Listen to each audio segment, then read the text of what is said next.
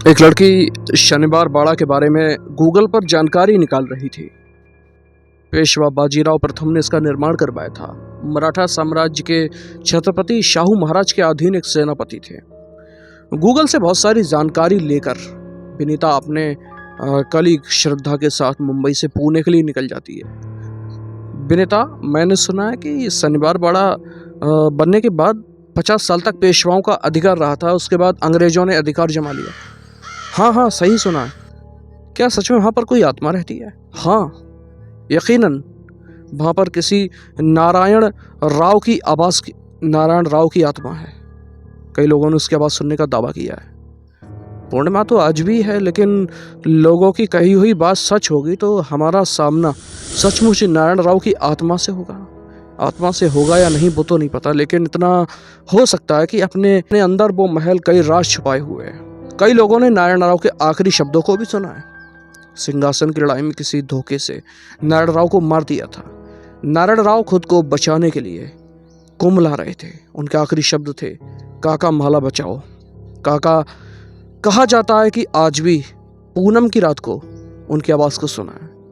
उनकी आत्मा खुद को मिले धोखे से भटक रही है। उसकी कहानी एक और भी है कि 1828 में इस महल में आग लगी थी, जो कि 7 दिनों तक जलती रही थी। बहुत सा हिस्सा उसमें जल गया था, मगर आज तक उस आग के लगने के बारे में कुछ पता नहीं लगा। शनिवार बाड़ा के बारे में जितना सुना था उससे ज़्यादा रहस्यमय लग रहा है ये। दोनों सहेलियां बातें करती हुई शनिवार बाड़ा पहुंच चुकी थी।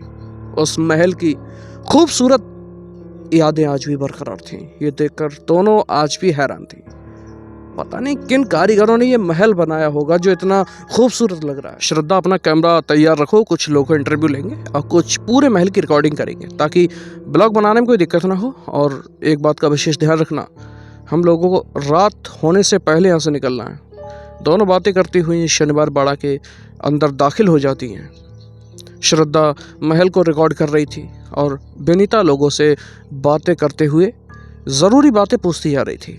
श्रद्धा रिकॉर्डिंग करते महल के पुराने हिस्से में आ चुकी थी, जो चलने के बाद थोड़ा सा नष्ट हो चुका था। वहाँ पर श्रद्धा को कुछ परछाई सी नज़र आ रही थी। श्रद्धा सम्मोहित हो रिकॉर्डिंग करते हुए उस परछाई की पीछे पीछे जाने लगी। वहाँ पर उस समय कोई भी नहीं था। श्रद्धा को अपना होश नहीं था। तभी उसे अपने कंधे पर किसी के हाथ के होने का एहसास होता है, जो बहुत गर्म था। वह तेजी से चीखती हुई पलटती है तो सामने विनीता खड़ी थी। क्या हुआ? यहाँ अकेले क्या कर रहे हो? वो वहाँ पर देखो। वहाँ पर क्या? वहाँ पर अभी कोई था। वो कोई टूरिस्ट होगा। तो यहाँ अकेले मत घूम। यहाँ के बारे में हमें जानकारी इकट्ठा हो सकती थी। इकट्ठा कर करके यहाँ से जल्दी निकल जाएंगे। वैसे भी बहुत बड़ा महल है, घूमते हुए टाइम लग जाएगा, इसीलिए नो नेगेटिव थॉट्स, ओके? और मुझसे ज़्यादा दूर मत जाना, मेरे आसपास रहना। हम दोनों साथ में रहेंगे तो अच्छा रहेगा, ओके? ऐसा ही होगा। बोलते हुए श्रद्धा चलने लगती है। अचानक उसे कैमरे में से एक दीवार पर खून के धब्बे नजर आते हैं। खून बह रहा था। कैमरा हटाकर जैसे उसने दीवार की तरफ देखा तो सब कुछ सामान्य था। श्रद्धा को लगा कि ये उसके मन का वहम होगा, मगर फिर वो तुरंत विनीता के पास जाकर खड़ी हो गई। विनीता किसी से बात कर रही थी। तभी श्रद्धा को एक मराठा सैनिक नजर आता है। वो अपनी लाल आंखों से श्रद्धा की तरफ देख रहा था। श्रद्धा डर के मारे पीछे की तरफ लौटने लगी और वो पीछे हटते हुए एक दीवार से जा टकराई। दीवार एक गुप्त कमरे का दरवाज़ा था। श्रद्धा उस दीवार से कमरे के भीतर दाखिल हो गई। कमरे में चारों ओर अंधेरा था। उसे बाहर निकलने का कोई रास्ता नजर नहीं आ रहा था। वो वहीं से विनीता को आवाज़ देने लगी, विनीता, कहाँ हो तुम? Please help me Vinita. कुछ देर बाद श्रद्धा का ध्यान आता है तो विनीता उसका फ़ोन ट्राई करने लगी, मगर फ़ोन नॉट रीचेबल आ रहा था। अब ये श्रद्धा कहाँ चलेगी? कहाँ ढूंढूं उसे? फ़ोन भी नहीं लग रहा है। शाम का वक्त हो चुका है, हमें यहाँ से निकलना भी है। श्रद्धा, कहाँ हो तुम? प्लीज़ मजाक मत करो। विनीता को समझ में नहीं आ रहा था कि वो क्या करे। डर के कारण उसके शरीर से पसीना आ रहा था। टूरिस्ट अब उस महल को छोड़कर जाने लगे थे।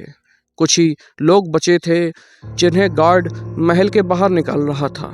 अब बोला मैडम जी बाहर चलिए, अब इसे बंद करने का टाइम हो चुका है, इसलिए सभी को महल से बाहर निकलना है। मेरी एक साथी फंस गई यहाँ पे, उसे ढूंढने मदद करो।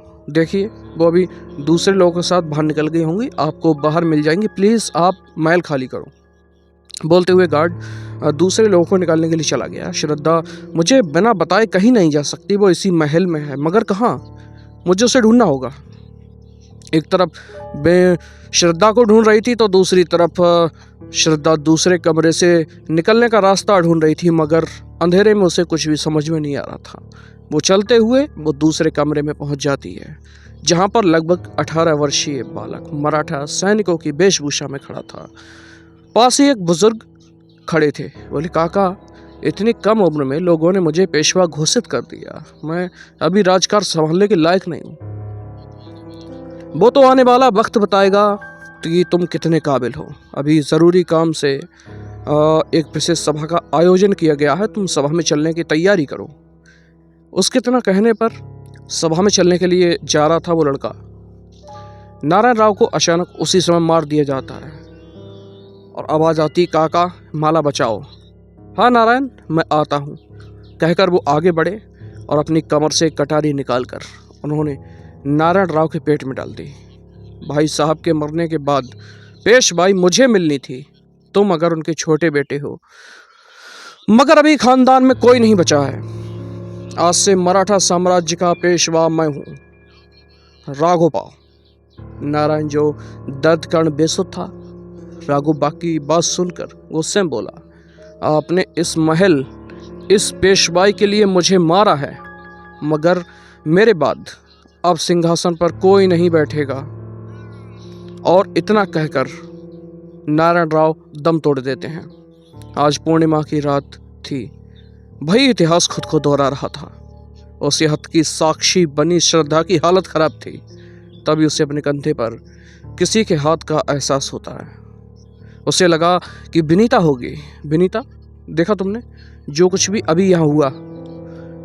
जैसे ही वह पलटी, सामने नारायण राव खड़ा था। मैंने कहा था ना, इस महल में कोई नहीं रुक सकता, मगर अब तो सारी सच्चाई जान चुकी हो। तुम्हें ये सारी सच्चाई लोगों को बतानी होगी। कहते हुए नारायण राव ने वहां से अदृश्य हो जाता है। महल के बाहर खड़ी विनीता सुबह होने का इंतजार कर रही थी ताकि श्रद्धा को ढूंढ सके। सुबह सिक्योरिटी के बार बार मना करने के बावजूद विनीता पूरे महल में श्रद्धा को ढूंढ रही थी। महल के आखिरी कोने में उसे श्रद्धा बेहोश मिल जाती है। थैंक गॉड श्रद्धा, तुम सही सलामत हो, मैं तो बहुत डर गई थी। कहते हुए वो श्रद्धा को होश में लाने की कोशिश करती है। होश में आने के बाद श्रद्धा के चेहरे पर डर साफ नजर आ रहा था। श्रद्धा, तुम अचानक से कहाँ चली गई थी? मैं सारी रात शनिवार बाड़ा के पास खड़े होकर तुम्हारा इंतजार कर रही थी।